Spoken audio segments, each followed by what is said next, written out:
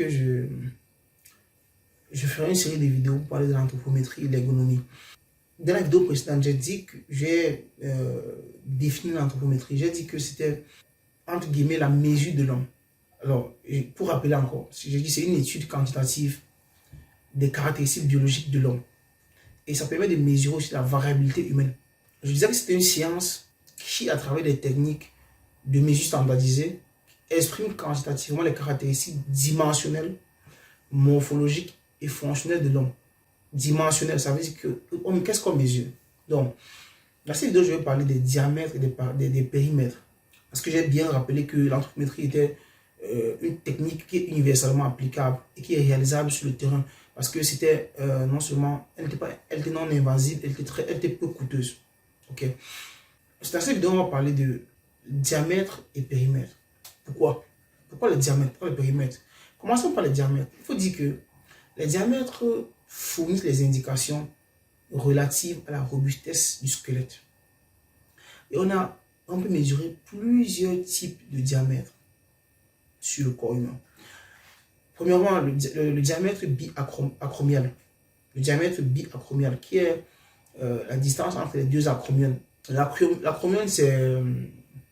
Permettez, on va entrer ici dans l'anatomie humaine. L'acromion, c'est le point le plus latéral du processus acromial de l'omoplate. Désolé, c'est vraiment dans l'anatomie, mais celui qui ne comprend pas, celui ou celle qui ne comprend pas peut facilement aller sur Internet et regarder ce que c'est que l'acromion. On a le diamètre biacromial. Bi, ça veut dire deux acromions. On a le diamètre de la crête iliaque. Donc, disons que c'est la distance qui sépare deux îlots-cristaux. Les îlots-cristaux, c'est le point le plus latéral de la crête iliaque. De la crête iliaque. On a le diamètre bitrochantérique. C'est la distance entre deux exotrochantaires. Les exotrochantaires, c'est disons les points latéraux du grand trochanter fémoral. On a le diamètre du fémur, qui est la distance entre les deux condyles fémoraux. C'est-à-dire, les deux condyles fémoraux, on a je crois, c'est... comment ça s'appelle encore? L'endo-épicondyle et l'ecto-épicondyle. Ensuite, on a le diamètre de la cheville. Ça, ce sont les différents diamètres qu'on peut mesurer. Hein. C'est ce que j'ai dit, c'est très coûteux, c'est peu coûteux et c'est non invasif. Le diamètre de la cheville, c'est la distance maximale entre les deux malléoles, les malléoles de la cheville. Ensuite, diamètre thoracique, on peut avoir le diamètre thoracique. On peut aussi même mesurer la profondeur thoracique. La profondeur thoracique, c'est la distance entre le médiosternal et le neurospinal. Ceux qui sont vraiment dans le domaine médical vont mieux comprendre. Ou bien ceux qui ont étudié l'anatomie vont mieux comprendre cette terminologie. Mais ce n'est pas compliqué. Si vous pouvez aller sur Internet et regarder le squelette humain, vous allez voir ces différents points. Ensuite, on a le diamètre du coude, qui est la distance entre les deux condyles huméraux, qui est l'épicondyle et... C'est quoi? C'est l'épitroclé.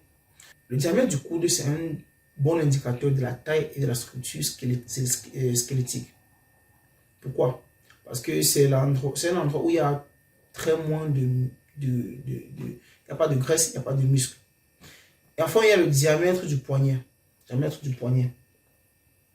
Qui est la distance maximale entre les deux processus styloïdes de l'ulna et du radius. Ça, c'est ce qui comprend le diamètre. Passons maintenant au périmètre. On a le périmètre thoracique qu'on peut mesurer. Il faut savoir que le périmètre thoracique, il comprend une variabilité importante.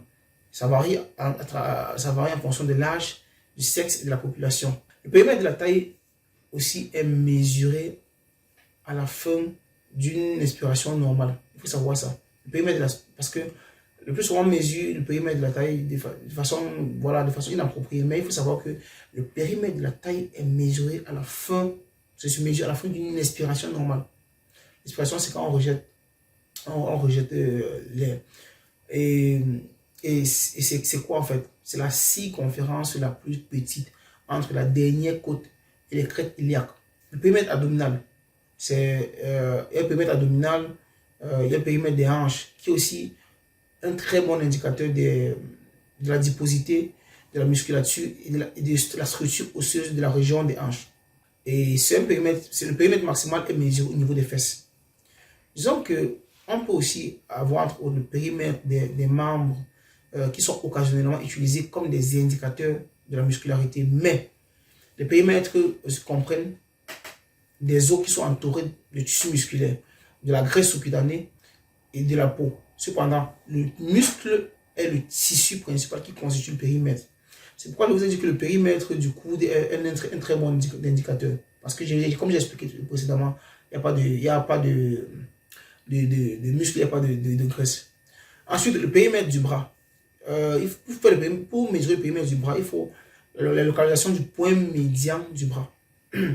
Le point médian d'une ligne entre le processus acromial de l'omoplate et le bord inférieur du coude, qui est le processus olecranien de l'ulna.